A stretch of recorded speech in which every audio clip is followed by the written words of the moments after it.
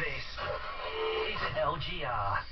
Εσύ έχεις κατεβάσει στο smartphone ή tablet σου την εφαρμογή του LGR, London Greek Radio 103,3. Μας φέρνει πιο κοντά.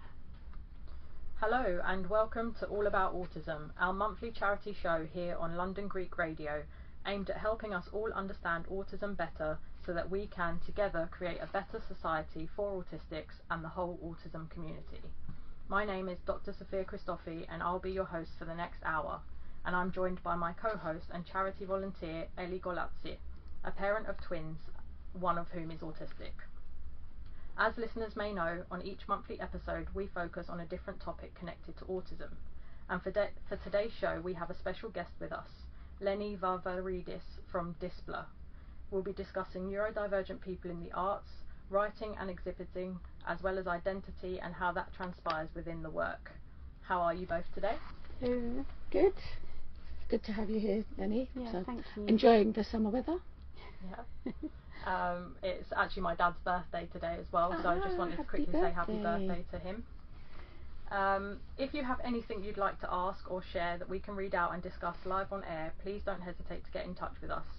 You can do this very easily by going to facebook.com/London Autism Group Charity, clicking on the live stream of this episode, and then you can add in a comment or question. We'll be keeping an eye on your comments throughout the show, so if there's anything you'd like to say or ask, please do. We are live streaming every one of our episodes now, so this will always be the way to interact with us during the show from now on. We'd also like to point listeners to the London Autism Group Charity's YouTube channel, which now has all the past All About Autism episodes uploaded there in case you ever miss a show and want to catch up. To find that, just go to YouTube and search for London Autism Group Charity. It's best to subscribe so that you don't miss future episodes that we upload there. Okay, welcome Lennie. It's really good to have you here today. Thank you. And I also just wanted to say that how I came across your work. Okay. So scrolling on my IG feed, as you do, one of your poems had come up, your brilliant poems, and I stopped, and it really kind of it was empowering, the words that you were saying, and it really kind of hit a chord. And I always think, poetry, I always think, oh, poetry's not my thing, but actually it's wrong of me to say that because it kind of closes and shuts down things. So when I did come across your work, I'm all for it. But it was the phenomenology of neurodivergence across generations. Yeah. There's 3 parts, is that right? 4. There's a 4 total parts. of 4 parts. Oh, 4 parts. So it's actually an essay. Okay. It's like a poetic essay Yeah. that I wrote for a publication, an academic publication called Achievability. And once a year when they put out their journal, they ask their neurodivergent community to pitch an idea based on one of the themes that they wanted to look at. And they were looking at how neurodivergence is inherited. It's in the family. Yeah. And I thought that was also the first time I really evaluated my family tree, where I came from, and how once you know more about your neurodivergence, your autism, I use neurodivergence as an umbrella term because it includes autism but also dyslexia, dyspraxia, ADHD, Tourette's, and all of the other identities associated with it. So I use it as an umbrella term to hopefully show that everyone who identifies as being in that umbrella term will recognise that there's more than just one characteristic. Yes. And that's important, isn't it? Yeah, to learn that actually, you might be a little bit autistic or a little bit ADHD or a little bit dyslexic, and it depends on which one is your predominant characteristic. But the more we learn about it, we recognise more about ourselves, our children, and our extended family. And it's actually really common. Over 20% of the population are neurodivergent. It's just they're undiagnosed. It's true, there's so much overlap between all those conditions. It's hard to kind of think of them in sort of distinct categories, and often if you're neurodivergent you have more than one sort of thing going on. So I think using the term neurodivergent to encompass all of those things, all the community, I think it's important, because then when we feel like we've got more in common with each other, then that expands understanding and hopefully compassion and kindness, and I think that's what we need to build a better society for all of us.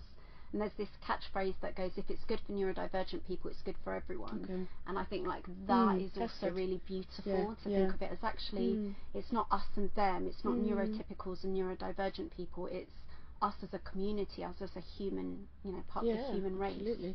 But yeah, I love that sort of spoken word, and it was so powerful, and it got me anyway. But so tell us about your personal and your work related background, how you got to where you are. So I've got, if I can just plug LGR for a minute, like they were the first people to give me my work experience placement back in, when I was 13, and I think like that was my first understanding of how important communication is and the power of communication. And I think it's very telling that from a very young age I wanted to be a communicator, whether it was through acting or writing or poetry, and recognizing that it's our tradition to tell stories. And yeah, I feel like, what was the question? I forgot the question. Right. Your personal and your work experiences. Yeah, I've always wanted to be a communicator, and I think all artists are communicators. So it was very instinctive for me. It felt very natural. And then the more I did research, you know, once I went to university and began my professional career, I realized that there seems to be a high number of neurodivergent people in drama school, in film school, in art school. That's the myth then, with communication being a problem, doesn't it? That's probably really overlooked, because traditionally people just think mathematics, engineering, those sorts of subjects is where you're most likely to find neurodivergent people. But as your experience is that there's lots of neurodivergent people in the arts as well. Yeah, I mean, there's another saying that goes, working class people with neurodivergence end up in prison, and middle class neurodivergent people end up in art school. And it's a very old, I've taken it from someone's research that they did like in the early noughties, but it's this idea of, I see both groups as storytellers. Both groups are looking for ways to create a life outside of the norm. And when I was growing up, it wasn't considered normal to want to be an artist. I remember like my yaya, you know, thinking that being an actor was similar to being a prostitute, like these very old ideas of what is creativity and is it acceptable in our culture to be a creative person. And I think like anyone that's trying to look for a way to exist on the outskirts are doing so within their means. So yeah, like the percentage of prisoners with neurodivergence is over 54% of inmates have neurodivergence. So if it isn't recognised and turned into an opportunity to be a positive, then it will go in the opposite way, and it will be seen as a negative in society. So it's really important that we recognise what neurodivergence is within our children from as young as possible, because if you look at the school system, a lot of the children that are being excluded are children that are neurodivergent, but they're just not diagnosed. So where do those kids end up? They end up in PRUs. Well, what happens to the kids when they're in PRUs? That it's easier for them to to be disconnected, not from their choice, but from the choice of how society functions. So I kind of feel that if we can understand neurodivergence, it kind of feeds into all aspects of society, and it could, you know, it could make a massive difference the more we understand about it, and the more that we can help younger people that are undiagnosed with it. So how was your kind of, so you say that you've always wanted to do that, so your schooling, what was that like? It was wanting to be excluded. Like, so when you're neurodivergent, you live in your head, you live in an imaginary world. You are the daydreamer, you know, that would be the language that school would use. Oh, they're not bad, they're, you know, they try their best, but they daydream a lot. I think like that's the first signs. Like, why is your child daydreaming? They're daydreaming because they're not inspired by the methods in which they're being taught, or their imagination is just more vivid, it's just more fun. And when you're a neurodivergent kid, everything inspires imagination. It's not that they're necessarily disengaged, it's that they're overstimulated, and everything they're learning is triggering another memory, another idea, another thought. and it's actually quite a gift to have a child that is a daydreamer. But the school system doesn't know how to. But that's kind of a negative connotation, isn't it? And then as a parent, if you hear that, you think, oh my goodness, what's happening to my child? They're not listening. They're not and focusing. Then they're not focusing, so that they're not learning. They're falling behind. I can remember my mum and dad always being told, she doesn't shut up. She doesn't stop talking. But I wanted to talk. I had a lot to say. Because you were connected. I was trying to connect to something on someone. Yeah. To pull me in. I don't know what you think, Sophia. Yeah, so I've always seen myself as being the sort of least creative person ever. So you might have some tips for that. But I do recognise that within the school system, if you're not sort of performing in a particular way, which is very much the academic, what the school set way, then it's kind of, you're just sort of left to your own devices, and your skills and your talents are not sort of nurtured or guided in any way to maybe take up the arts at some point in your life.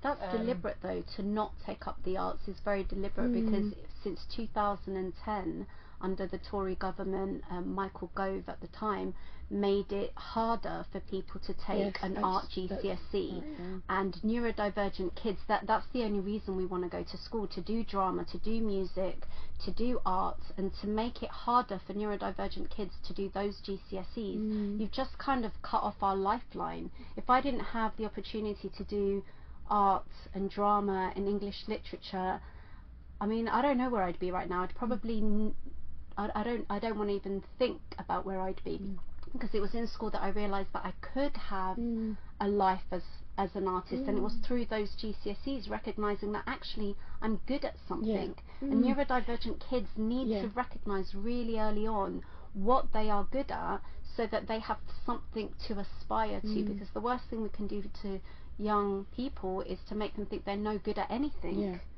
absolutely. So, do you think that art is still stigmatised as an occupation within the Greek community?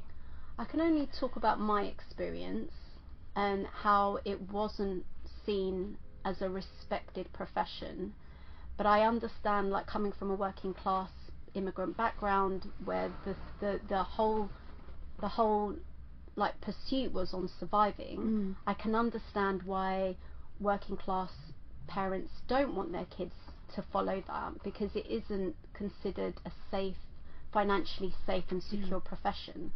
But I didn't feel I had an option.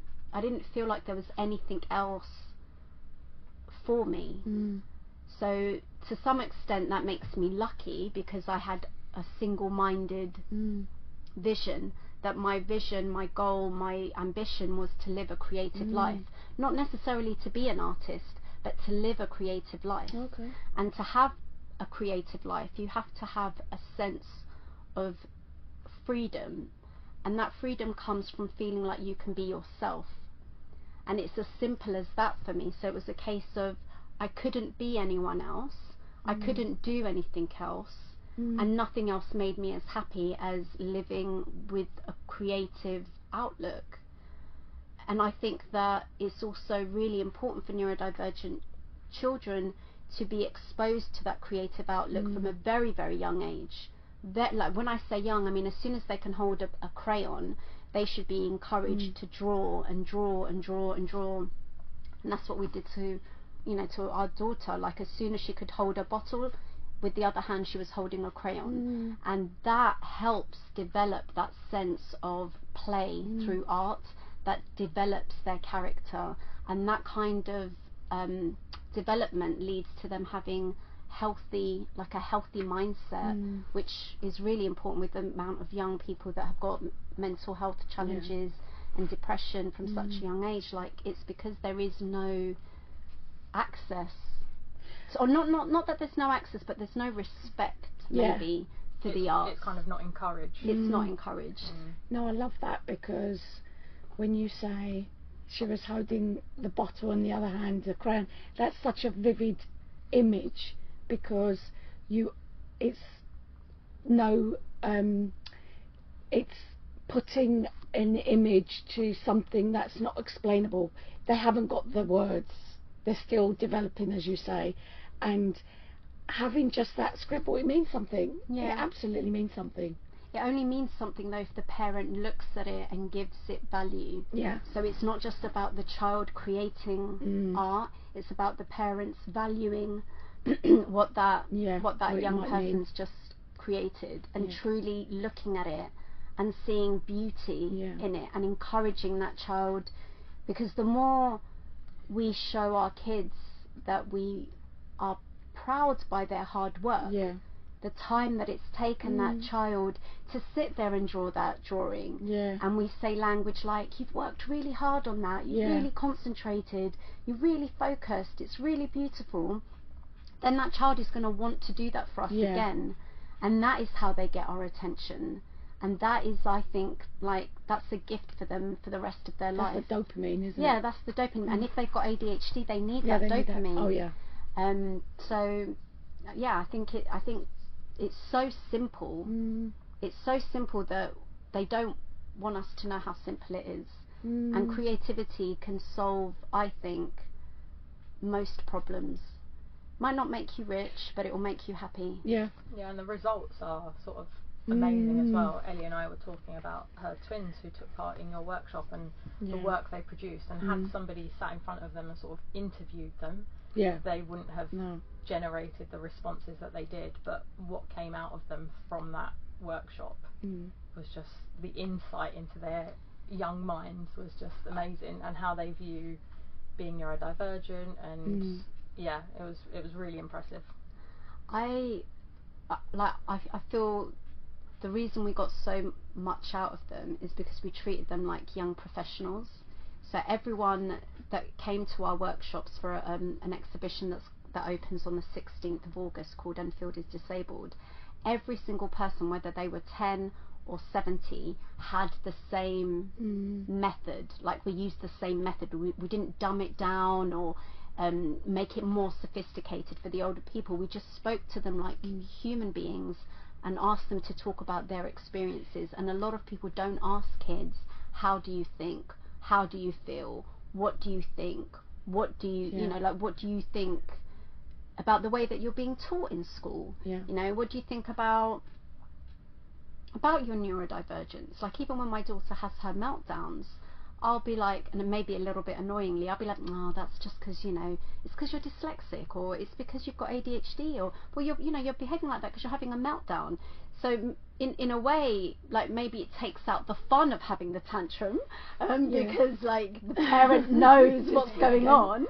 But I think it helps them also to recognize themselves, and we can empower our children by helping them to recognize their behavior and to associate that behavior with, what did you eat, how do you feel, are you feeling anxious, did you have enough sleep, have you been on the phone too long, have you eaten too many sweets? Because when you're neurodivergent, because of our brains are different, like our brains are different, we can't pretend any other way. And because our brains are different, our hormones are going to be different, our chemical balance is going to be different, and therefore our behavior is going to be triggered. And I think the important thing is to not see them as bad kids when that happens, but to recognize that that's how the neurodivergence in that moment for that child manifests. But very quickly, I just wanted to say, you and Kaz, as facilitators, they wouldn't have been able to express themselves if you hadn't asked those questions, and it was a safe space where it was non-judgmental, and you got that work out of them because they want to come back, they want to do more work with you. I think you've got customers for the rest of your life. So I think it's really important to kind of get that back to you, where the facilitators are, you and Kaz, are just phenomenal, really. And it's putting words to the unexplainable. I wouldn't have been able to get that out of them. So yeah, really looking forward to the experience of the exhibition. So okay, so now it's time for a short break. A reminder that you can watch us live on live stream. Send in your comments and questions.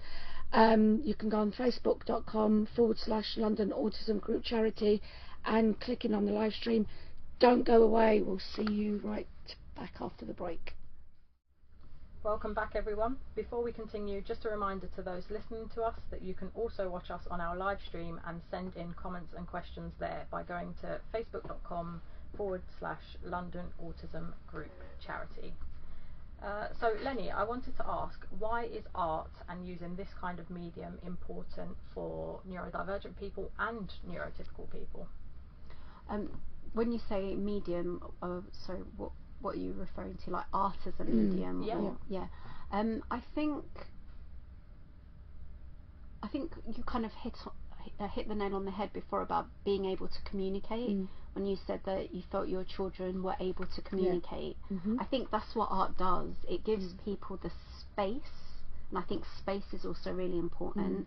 Like, it gives people the space to feel like they can participate in what is really a philosophical debate. Like, art is just a philosophical debate, and then what comes out of that debate is a product of the art. But we spent most of the time having philosophical debates in that workshop. You know, what do you think about school? How does school make you feel? What do you think about your neurodivergence?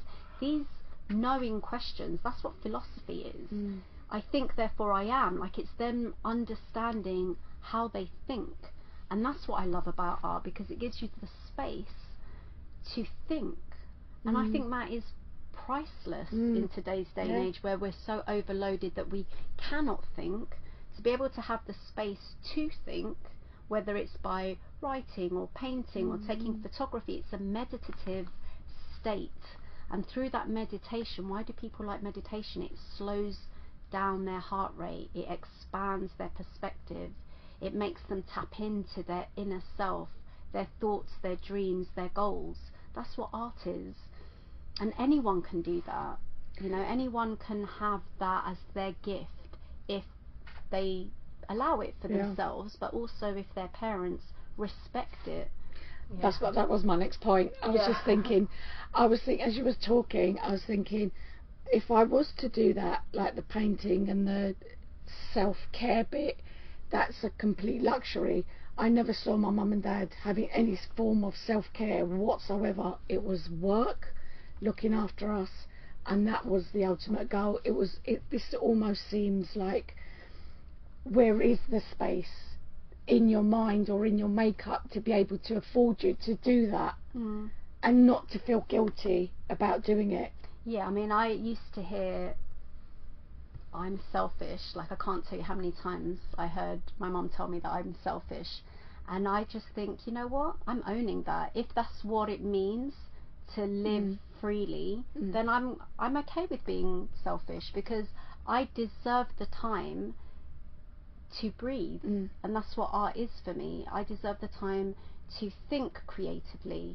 And if, as women and as mothers and as daughters, we're made to feel guilty for having or wanting that, I think that's the problem with the patriarchy. And that's not my problem, that's everyone else's problem, because they're missing out, you know. And what happens to someone if they don't have that creative outlet? They grow up to be an unhappy person, and then what happens to unhappy people? They're ill.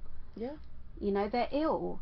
And it's as simple as, because you don't allow space in your life to live in a creative way, you don't value that for yourself, then you have nowhere for the stress and the anxiety to escape. Where does the stress and the anxiety go? When you're neurodivergent, everything is a state of anxiety.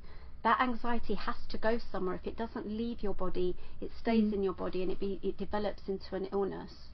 And I want it to leave. Let it leave. Let it go. You know.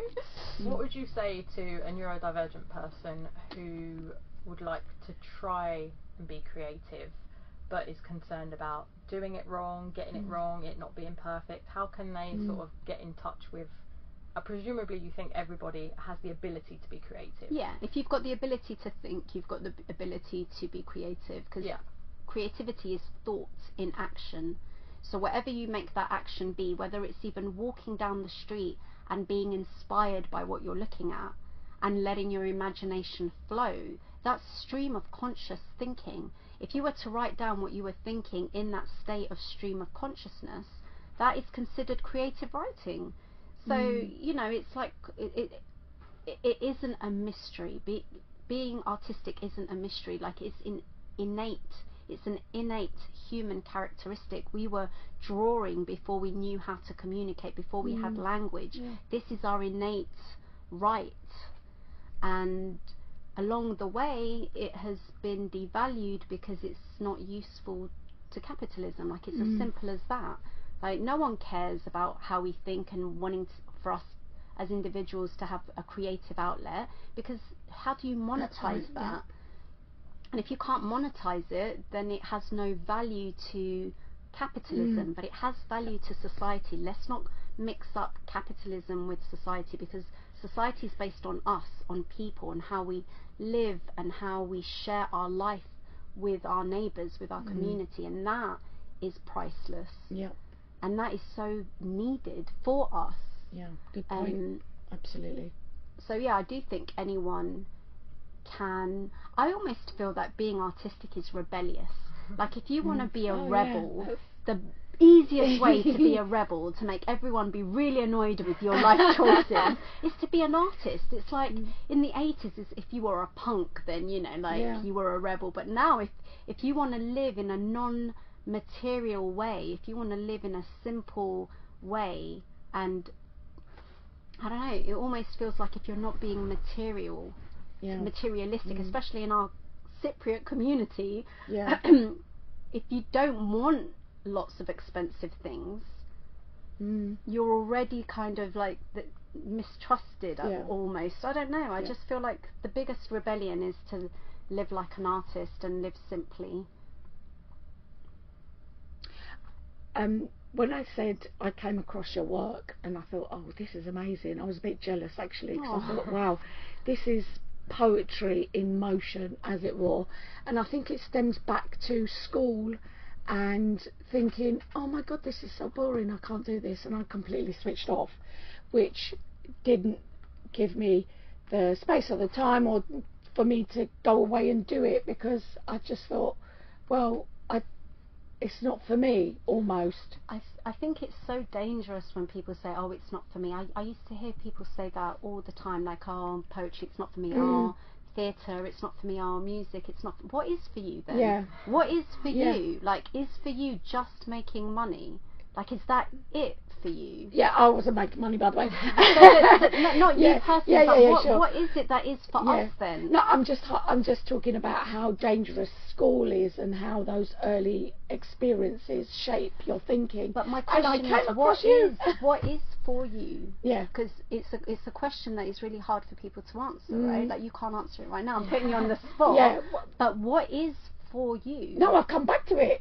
That's because it was so powerful and moving, and I felt heard and validated, and I thought, but it's just writing down words. No one's going to assess it, no one's going to mark it. I'm not going to have a teacher come along and say, well, what do you mean by that? And that's not what, you know, that kind of honing in on a spotlight on me, but that's my thoughts and my feelings. It's so valid. So and also the connection between the generation stuff, and how that connects to our current present living conditions, if you like. It's all connected, absolutely all connected. And again, I was just thinking about the imagery. I think I'm a visual learner as well, so I love images. Not so much auditory, but I love to look at images, and I use it a lot with my twins as well. So we look at different images and we come up with different perspectives. So I might see something different and they'll come up with something completely different. So I think that again has the beauty of, wow, I didn't see that. Yeah, it's incredible. It's incredible that you've exposed your kids to it at such a young age, because like the first time, I didn't meet you, but the first time you came to our exhibition, and I thought to myself, God, I've never met a Cypriot woman who brings their kids to an art gallery. Like, obviously I don't know them enough, around everywhere. I don't know enough people, but like growing up, that wasn't normal. Like we didn't grow up with our parents taking us to galleries and museums and it being something that's valid or respected. And for you to be sharing that with your kids at such a young age, I think is like vital for their sense of worth, for their development, for their ability to analyse and have critical thinking. And I think that's what intelligence is. Can you dissect an idea, pull it apart, put it back together again, reconstruct it, and come up with new thoughts? That should be how we evaluate. I like that. Yeah, but because I like that's what dyslexic children do when they read. They're not slow because they're not good at reading. Every time they read a word, they are thinking a new thought. That line of text is making their imagination, like the wheels go round in their imagination, and that's why they go off into daydreaming, because they read and their mind expands off the page. Yeah. Neurotypical people, they read and they stay on the page, and I just think that we don't value how incredible this neurodivergent brain is. The neurodivergent brain expands thought. Like, think about that. Like, it expands that's thought. amazing, isn't it? Yeah, there seems to be like a misconception, I think, that neurodivergent people are sort of slower when it comes to processing information. But I actually think we're processing way more information than neurotypical people are, hence why it appears slower. But actually the volume of information that we take in from even just a sensory perspective, of course it's going to take sort of a bit longer for our brains to get through all that information before we respond. But I agree, I don't think it's to do with a slower processing. It's there's more to process. Yeah. That's a really good point. So, Sophia, when you say sensory, you're literally soaking in the whole environment. Yeah. So I can hear electricity right now. Me too. So can I. So we've got lights in here, we've got electricity, we've got colours, we've got sounds, there's cars moving about, and for I guess for the majority of neurotypical people, they can screen all that out. But we are taking all that in and trying to have this conversation. So yeah, it's a very different type of brain.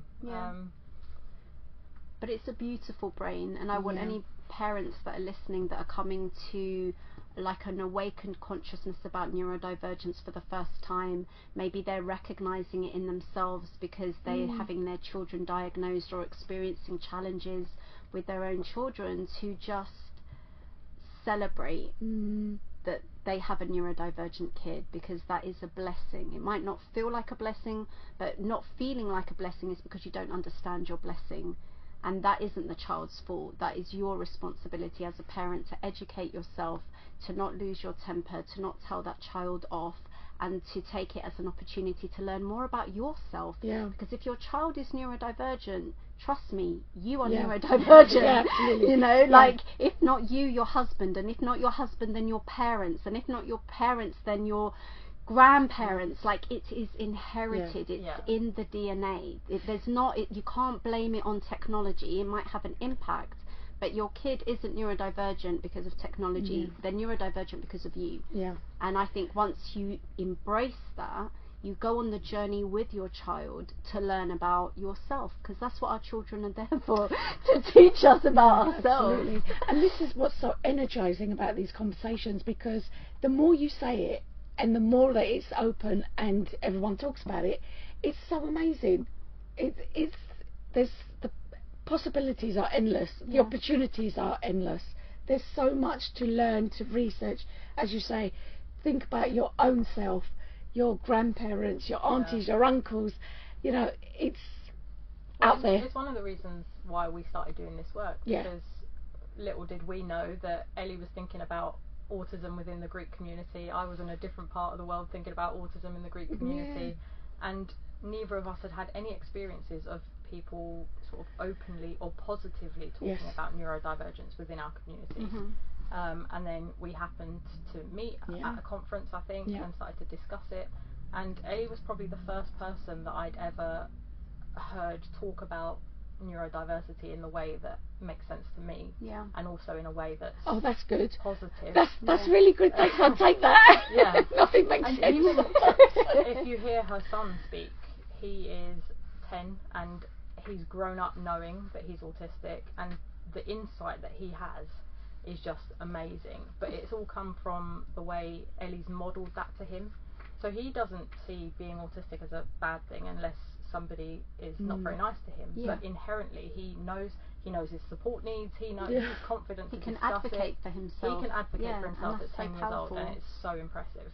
That's going to help him in all aspects of his life. You know, it's not. it can't be what's the word? It can't be belittled. To teach kids, all kids, how to advocate for themselves is vital for their survival. Yeah. And he's already ahead of, he's already ahead. And his twin too. She can advocate for him amazingly. And between them both, they have more knowledge of what it means to be neurodivergent than some adults I've met. Yeah. But that's the interaction from you as the parent. Yeah. You creating that space where you have accepted them. Yeah. And isn't that like step one of parenting? Like, accept your children. It's so obvious. As soon as you accept them, then they have space to flourish. If they feel rejected by their family, what chance does that child have when the first thing they understand is rejection? Now we've just built in trauma as well as neurodivergence, and it's the trauma that makes the neurodivergence a bigger challenge than it needs to be. So yeah, like, credit to you. You're a brilliant mum. But this is, as I say, it's a community as well. So, being in contact with Sophia and James and Chris and yourself, this is what I want. This is what I want. A network of people coming together and openly talking and celebrating in whichever way this brilliant thing that we have. Yeah, it is a gift. Yeah. So here we are. And so that teacher who wrote on my report talks too much. There you are. I'm using it. I'm using it. So, yeah. Oh, sorry. No, I was just going to say, Lennie, how can people get in touch with you or get involved with your work? How can people join this movement? So we are quite active on Instagram. If you are following us, if you can follow us on Instagram, it's Dyspla, spelt Dyspla. Everyone always asks, what does it stand for? And when I first created it, it stood for dyslexic play. So that's how I kind of came up with this idea of Dyspla, dyslexic play, because I feel, going back to what I said earlier about being a daydreamer and sort of wanting to tell stories, I loved theatre, probably because of my dad. He was involved in Theatre Technis in the early 70s, the first Cypriot run theatre in Camden. It was like where he went to learn about himself. And they did a BBC documentary about Theatre Technis, like in, I think, the early 80s. I don't know, like, maybe if anyone's listening they might correct me, but I remember the man that set it up, George, saying to me that he felt when he met my dad, he felt like theatre took him out of the Gaffanez. Oh, yeah. I don't know if I said that right. So this idea that, like, my dad was a daydreamer, he was a creative soul in a time where men weren't really encouraged to be that, and he shared his love for the theatre, for philosophy, for poetry, for writing with me and my sister from a really young age. And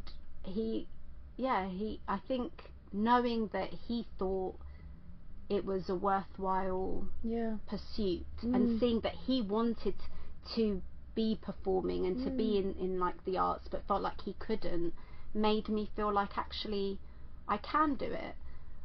So he was always supportive. It was just always seen as a hobby. It was never made to feel like this can be a life.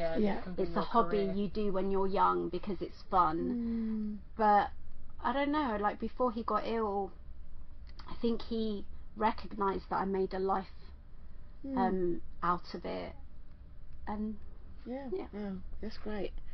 And so you're on social media, Twitter, Instagram, on everything, but most active on Instagram. And we do have an exhibition coming up that includes your children in. So the exhibition's called Enfield is Disabled. It's a collection of 11 local residents creating 3D digital body scans. So different parts of their body have been turned into 3D digital sculptures. That's amazing. So good. And accompanied with the poem that they all wrote about their disability. So it's a very multi-layered, multi-sensory exhibition. You can access it through your smartphone, you can access it through audio, through visuals, through tactile. Like there's an element of like all of the senses coming to play in this exhibition. There's definitely something for everyone, but most importantly is the 11 personal stories of these people that talk very candidly about their experiences of their disabilities and how it has impacted their life and their development and their relationships. And it's a take on disability that we don't often get a chance to have. So I feel very proud of this work, of the work that all of our participants have contributed, and how brave and vulnerable they've allowed themselves to be. For a lot of them, it's the first times they've ever publicly spoken about their disability. Again, that goes back to the safe space, the non-judgmental, the facilitators, enabling them to be able to be creative and talk about something, actually, as you said, that there's never been a space to speak about.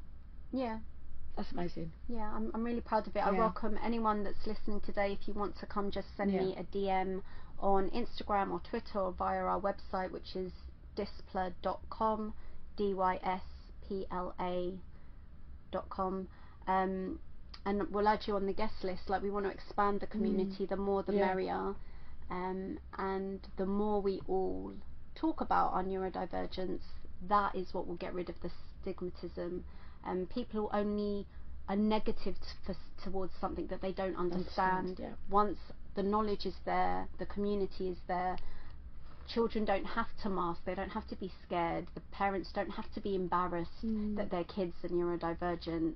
It can be something that is just more acceptable, and that we shouldn't have to hide who we are. Like, who benefits when we do that? Not us. Yes, definitely not.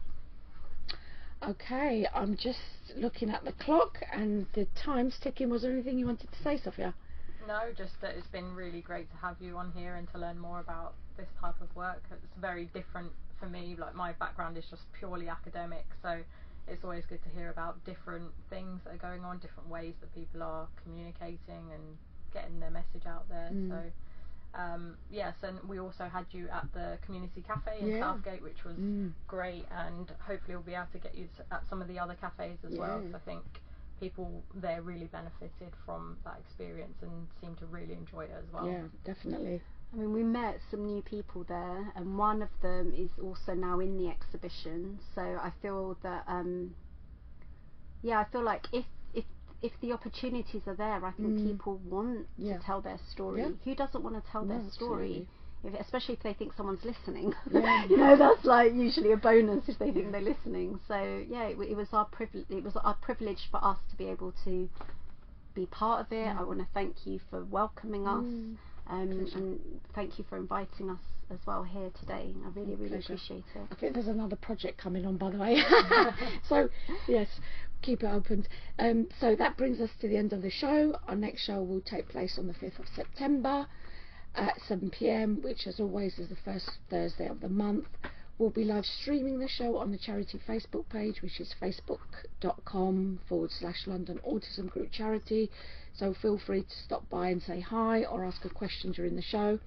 Also remind you to pop into one of our charity community cafes to meet the community. If you wish to find support and connect with others, currently we have cafes in Southgate, Islington, Ealing, Woodford and Grays in Essex.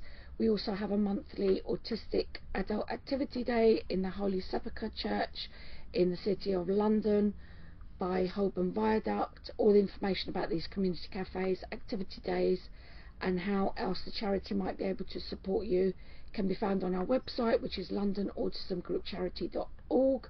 That's londonautismgroupcharity.org. Sorry, I'm getting mixed up. And by searching YouTube for London Autism Group Charity. Thanks again to our lovely guests, Lennie Varvarides, Dr. Sophia, also Tony Nelfiddle for helping us with everything in the background, James Gordon for his editorial input, and of course you lovely listeners. So stay tuned for some hip Greek tracks. Have a great month and we'll see you soon. Bye. radio, on your mobile fine. and online. Yeah. This